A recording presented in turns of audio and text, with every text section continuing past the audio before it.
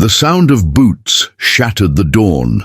They came in a line, black coats gleaming with frost, rifles against their shoulders, breath clouding the cold air like smoke from a machine. The Gestapo had arrived in Rozwadow. Villagers peered through curtains, trembling fingers clutching wooden crosses as a column of trucks crawled into the square. Their engines didn't roar, they growled, slow and deliberate, like predators that knew their prey had nowhere left to run. A man in a white coat watched from the window of a small clinic. His name was Dr. Elias Rosenberg. His hand trembled slightly, not from fear, but from the weight of knowing exactly why they were there. They had come for him. Outside, dogs barked, soldiers hammered on doors. The officer leading them, Captain Müller, barked orders in German, his voice slicing the silence. "Search everything, no one leaves the village." Behind the clinic walls, Elias's pulse thudded in his ears. Every bottle, every paper, every false record he had created, all could become his death sentence. He looked at the syringe still lying on the tray, empty now, but once filled with salvation disguised as disease. He whispered under his breath, "Not for me, for them." Then, as the knocking reached his door, the scene dissolved, backward through time, into the winter that had started it all. Months earlier, Rozwadow had been just another occupied village, swallowed by the grey mouth of war. Snow fell like ash, covering cobblestones and the broken signs of Jewish shops that no longer opened. People disappeared one by one, not with screams, but with silence. And in that silence, Elias had made a vow. If he could not stop the dying, he would at least choose who lived. He was a quiet man, 42, educated in Vienna before the world had gone mad. His hands were steady, his words gentle. Patients trusted him, Germans tolerated him, and that fragile balance had become his weapon. The rumor began when the first fever cases appeared. A rash, fatigue, dizziness, all signs of typhus, the disease the Nazis feared more than bullets. But Elias knew the truth. The sickness was a lie, a carefully orchestrated illusion born from a dead bacteria culture, injected into healthy bodies to mimic infection in tests. False positives, his silent rebellion. He called it Operation Shadow. Each night, by candlelight, he prepared the serum in glass vials smuggled from an abandoned hospital. His nurse, Marta Zielinska, worked beside him, her sleeves rolled up, eyes hollow with fatigue. "Do you ever wonder," she whispered once, "if God forgives liars who lie to save?" Elias didn't answer. He simply loaded the next syringe. The plan worked. German doctors inspected the samples, panicked, and ordered the village quarantined. No deportations, no transports. The Jews of Rozwadow were, for the first time in years, too dangerous to touch. But protection built on deception is never stable. Rumors spread, whispers of a doctor who could make sickness appear or vanish at will. Some called him a savior, others called him a fraud, and among them was Jakob Weiss, a desperate man whose family had been denied papers for the labor camps. He came to the clinic one night, pounding on the door as snowstorm winds howled through the streets. "You can make people sick, can't you?" Jakob begged. "If my wife looks infected, they won't take her." Elias hesitated.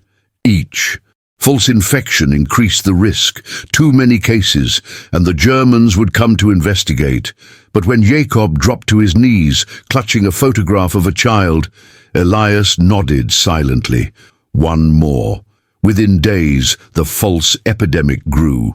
Whole blocks infected. Germans sealed off streets with barbed wire. People who had been invisible suddenly mattered because they were feared.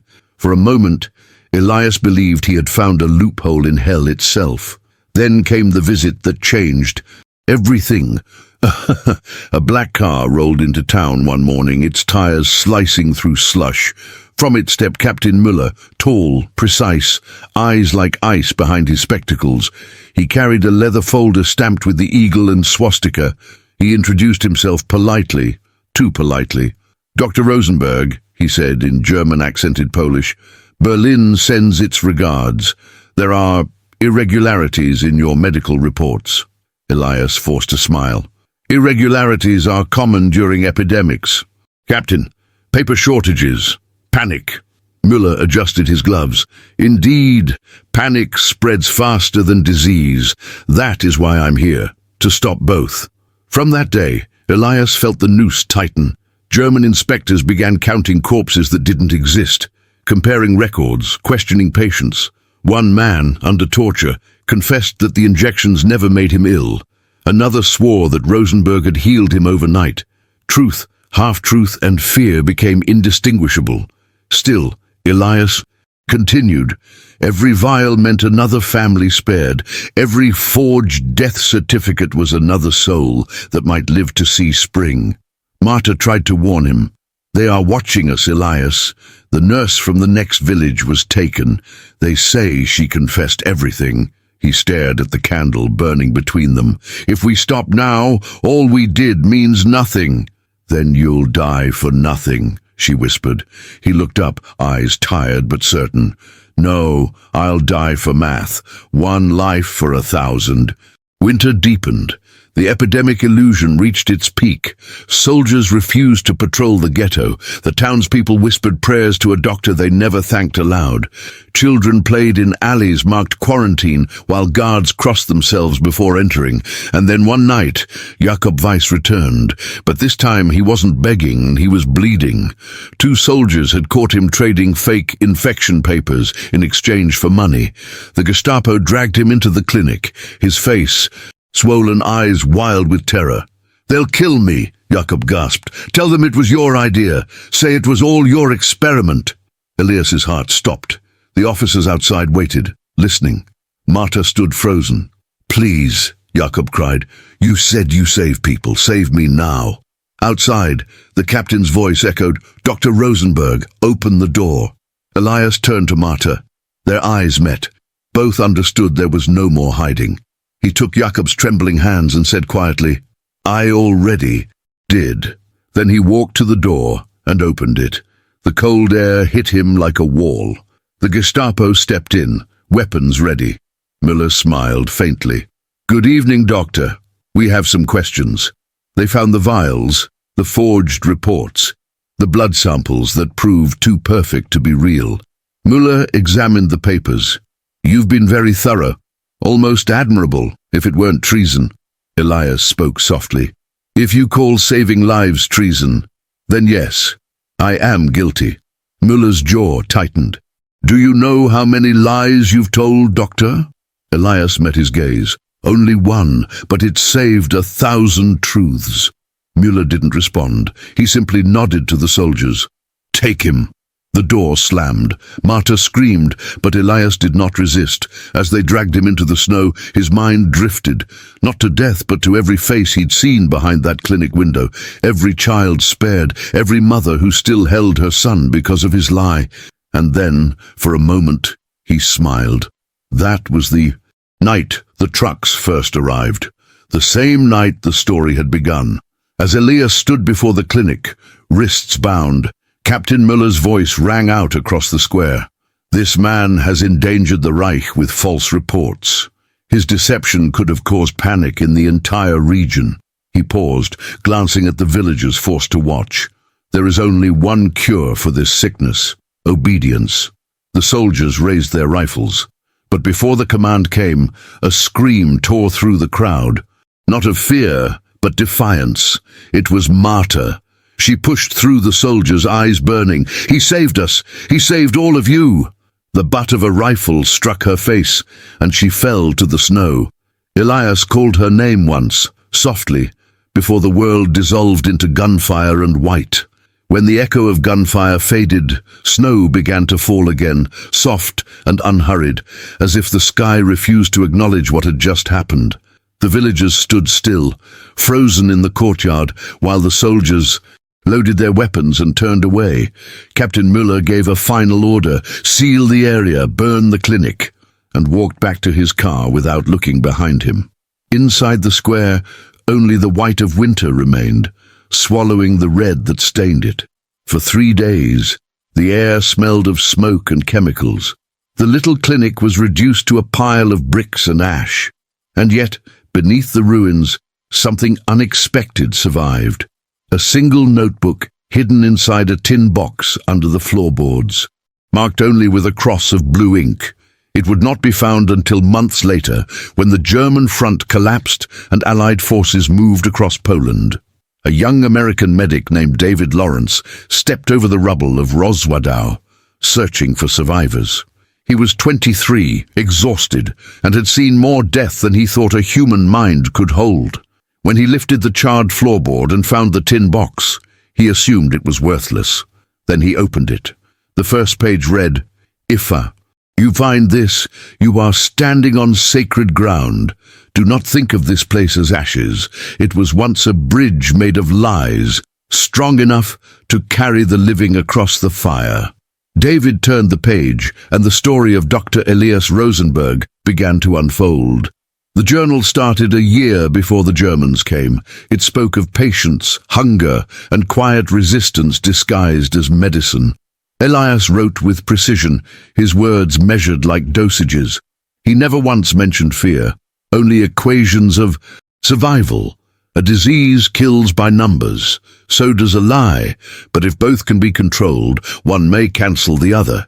Every entry was both confession and calculation. He wrote about the bacteria that were no longer alive, how he discovered that they still triggered the blood reaction German labs used to detect typhus. He recorded ratios, symptoms, and names. Dozens of names, each one marked with a small star beside it. Marta Zielinska's name appeared often. Elias described her as the pulse of the clinic, the heartbeat that refused to stop. In later entries, his tone changed. He wrote of exhaustion, suspicion, and the sense that he was running out of time. "Every night I hear the trucks.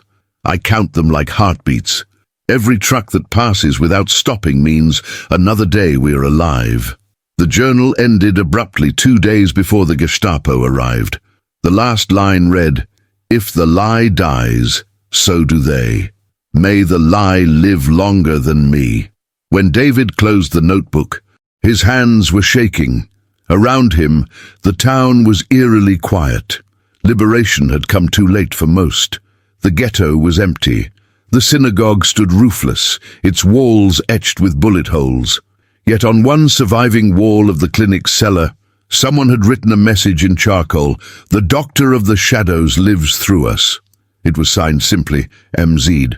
David asked the locals about Marta Zielinska. Most shook their heads, but one old woman said she'd seen a nurse dragged away the same night the doctor was executed. She'd been sent to a labor camp near Lublin. Whether she survived, no one knew. The medic pocketed the notebook and carried it with him through the remainder of the war, never showing it to anyone. It became a private relic, a piece of light too fragile to expose to the open air. Years passed. Europe rebuilt itself with concrete and denial. Graves turned into monuments, and names turned into numbers again. David Lawrence returned to America, became a surgeon, married, and raised 2 daughters. Yet the notebook never left his desk. Sometimes, during sleepless nights, he'd read it again and wonder what kind of man Elias had been, what it felt like to fight evil not with weapons, but with deception. In 1961, when the Eichmann trial began in Jerusalem, David mailed a copy of the notebook to the Yad Vashem archives. A letter accompanied it. "This belongs to history, not to me. It speaks of a kind of courage I have never seen and perhaps never will again." That letter led to an investigation. Researchers confirmed the existence of Rozwadow's false epidemic through German records, medical memos, and testimonies. They discovered that the so-called typhus zone had been declared too risky for deportations, effectively saving nearly 8,000 people. The lie had worked perfectly, but the man behind it had vanished into myth. In 1978, a film crew visited Rozwadow to document war sites. Among them was a young Polish historian named Anna Lewin, who had grown up hearing whispers about the Doctor of the Shadows. While filming, she met an elderly woman tending a small garden beside the ruins of the old clinic. The woman introduced herself simply as Marta. Anna froze. Zielinska, the old woman smiled faintly. Once, yes. Her hands were frail, but her voice carried the steadiness of someone who had lived too long with ghosts. She led Anna into a shed, where a rusted medical bag rested on a table. Inside were glass vials, still sealed, labeled with the faded handwriting of Elias Rosenberg. "They burned everything," Marta said, "but not memory. He made me promise. If I survived, I would keep a piece of the lie alive." "Why?" Anna asked. "Because the truth," Marta replied, "kills faster." That night, under dim candlelight, Marta told her story. The night the Gestapo took Elias, Marta had been left bleeding in the snow. She awoke hours later in the clinic's cellar, half buried under debris. The soldiers had set fire to the building but hadn't checked the basement. Somehow the flames hadn't reached her. She crawled through smoke and ashes, lungs burning, until she found the notebook under the floorboard where Elias had once hidden supplies. She took it, along with the remaining vials, and fled. For months, she moved through villages disguised as a nurse for the German Red Cross, carrying the forged documents Elias had prepared. She used the vials to continue his work, not to fake infections now, but to mark the sick, the starving, and the forgotten, ensuring they were transported to safe zones when liberation finally came. By the time the war ended, Marta was a ghost. Her papers listed her as deceased. She kept it that way. "He wanted anonymity," she told Anna, "so I gave him that. No statues, no parades, just the quiet knowledge that thousands lived because one man refused to stop lying." Anna asked her if she had ever forgiven herself for surviving. Marta looked out the window, where snow was beginning to fall again. "Forgiveness is for those who had a choice." She died 2 winters later. Anna buried her beside the clinic ruins, under a plain wooden cross with no name, only a carved symbol of the rod of Asclepius, the ancient sign of healing. Decades later, the notebook resurfaced in an exhibition at Yad Vashem, titled "Resistance in Silence." It was displayed behind glass, open to the final page. Visitors stopped often, staring at the handwriting that had survived fire, war, and time itself. Some cried, some simply stood there, unmoving. The words on that last page read, "If one day the world forgets what was done here, remember that even lies can serve the truth. The line between poison and cure is thinner than breath. We walked it so others could cross." A woman in her 50s visited the exhibit one afternoon and lingered long after closing. Her name was Elias Rosenberg, granddaughter of Elias's younger brother, who had escaped to Palestine before the war. She had grown up hearing fragments, rumors of a doctor who faked an epidemic, whispers of betrayal, no proof. Seeing his words for the first time broke her. When she touched the glass, she whispered, "You did it, Uncle. You saved them." The curator later found a small folded note left beneath the display. "He taught us that the opposite of evil is not good. It's life. Just life." Years rolled on. The story of Dr. Elias Rosenberg became a footnote in history books, overshadowed by larger names and louder tragedies. But among the descendants of Rozwadow's survivors, his memory lived like a quiet pulse. They called their children Eli, Elisa, Marta, never telling them exactly why. Some kept tiny vials of soil from the ruins, passed down like relics. In the 1990s, after the fall of the Iron Curtain, a Polish journalist rediscovered Anna Lewin's old recordings. The tapes had degraded, but one section survived. Marta's voice, faint yet steady. "He told me once," she said, "that every doctor learns to lie. To a child before a painful injection, to a mother before an impossible night. But in war, the lies grow bigger, until they become walls that protect life itself. He said truth can wait, but the living cannot." When that fragment aired on national television, letters poured in from families who claimed their grandparents had been in Rozwadow during the fake Epidemic. Many sent photographs, faded, cracked, each with a note, "We are part of his lie." The government of Poland later erected a memorial plaque near the ruins. It bore no grandiose language, just a single inscription in both Polish and Hebrew. "To the doctor who lied so that we might live," but history has a way of circling back, whispering through generations that think themselves free of the past. In 2024, during the renovation of an old hospital in Krakow, workers discovered a sealed jar within a wall cavity. Inside were several brittle pages in the same handwriting as the notebook. The document began with a line that no historian had ever seen before. "If this reaches beyond my time, know that medicine without mercy is only math, and math without love is murder disguised as order." Scholars verified it as authentic, the missing prelude of Elias Rosenberg's writings. It revealed details unknown before, that he had originally been ordered to assist in the deportations by certifying fitness for transport, and that his choice to fake the epidemic had been made after signing 20 such papers. He had decided that day never to sign another. That revelation changed how people saw him, not just as a savior, but as a man who had once cooperated, then broke away, choosing guilt over obedience. It made his sacrifice heavier, more human, and therefore more real. If the story ended there, it would still be enough. But legends have their own ways of breathing. In 2025, a descendant of David Lawrence, the American medic, uploaded high-resolution scans of the original notebook online. Within weeks, millions read Elias's words. Students shared them. Doctors quoted them. A small clinic in Tel Aviv adopted his name. Another in Warsaw painted his last line above its entrance. The line between poison and cure is thinner than breath. And somewhere in the digital archives of Yad Vashem, his file, once misclassified under minor local resistance, was finally updated. It now reads Elias Rosenberg, 1901-1944, physician, scientist, resistor, falsified an epidemic to save 8,000 lives, executed for truth disguised as disease. If one walks through Rozwadow today, it takes effort to imagine the past. The square has been rebuilt. Children ride bicycles where soldiers once marched. The air smells of bread instead of smoke.